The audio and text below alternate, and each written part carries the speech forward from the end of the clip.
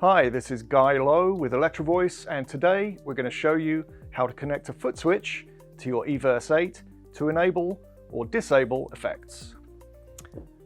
Okay, so on the input panel you'll see there's a 1/4 inch input for your foot switch, and you can connect your foot switch there. We're using a microphone in input 1. Here is the signal without effects, and you can toggle to the signal with effects. It's that simple.